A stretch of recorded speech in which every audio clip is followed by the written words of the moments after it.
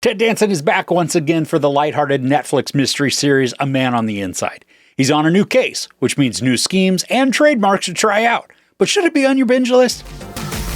Eager to take on another big undercover case, Charles Nieuwendyk gets his chance when a mysterious blackmailer targets Wheeler College president Jack Berenger, who enlists Charles to go undercover as a professor. The cast continues to grow, not only introducing new characters, but bringing back some of the favorites from Season 1. Returning for Season 2 are Mary Elizabeth Ellis, Lila Rich Creek Estrada, Stephanie Beatriz, Stephen McKinley Henderson, Sally Struthers, Eugene Cordero, and John Getz. And then for the newcomers, there's Jill Talley, Sam Huntington, Max Greenfield, Gary Cole, David Strathairn, Jason Mantzoukas, and Mary Steenburgen, real-life spouse to Ted Danson. The setup for this is simple, but the case is convoluted in a good way. There's a blackmailer threatening to derail a massive donation to a San Francisco college, so Charles and Julie are called upon to solve the case. And for as semi-mysterious as this is, just like in Season 1, the case isn't nearly as engaging or important as the interactions and silly banter that Charles has with all of the other characters.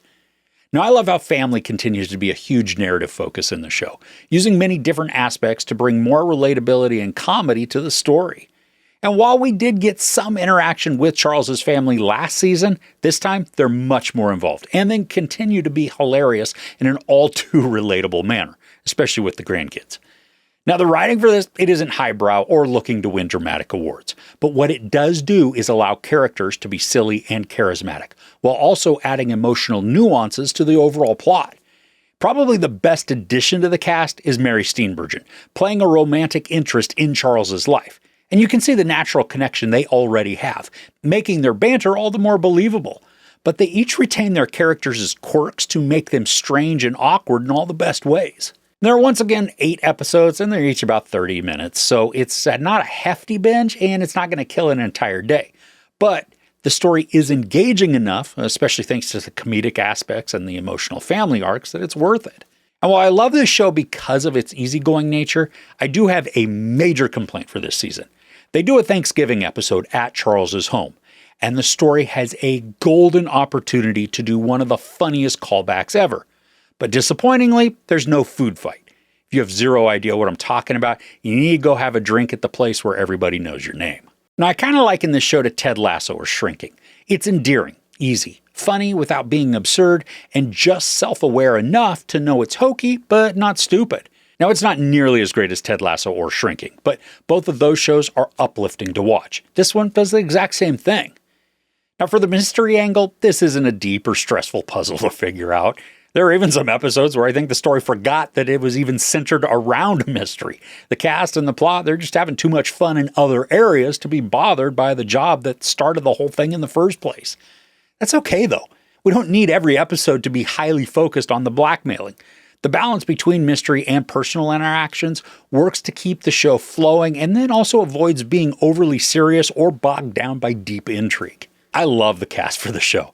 Every single one of them understands their assignments, and then the directors let them fully embrace the quirks of the characters, bringing out some subtle comedy and some ridiculousness too. For example, Jason Mantzoukas is a hippie-ish guy who's more in touch with his feelings than he is with reality. David Strathairn is acerbic in the perfect way, verbally sparring with Danson at every opportunity. Gary Cole, kind of a richer and more outgoing version of Bill Lumbergh, still smarmy as ever and skeezily hilarious. Max Greenfield, he's basically an amped-up version of his new girl persona, and Steenburgen gets to be as kooky as she wants, creating a mix of chaos and charm with every interaction. So if you're in need of something lighter because you watch a lot of dark dramas like I do, A Man on the Inside, it is a great reprieve from murderous mayhem. It's casual viewing at its best. Funny characters, a light but engaging mystery, and a storyline that contains enough variety to keep every episode fresh and fun. And then despite there not being an overly complex case to solve, the emotional depth of the storytelling, it's heartwarming and sweet, creating just the right tone to keep you coming back for more. There's no sex or nudity, little profanity, barely any violence. I give Season 2 of A Man on the Inside 4 out of 5 couches. So are you a fan of the series? Do you have a favorite character?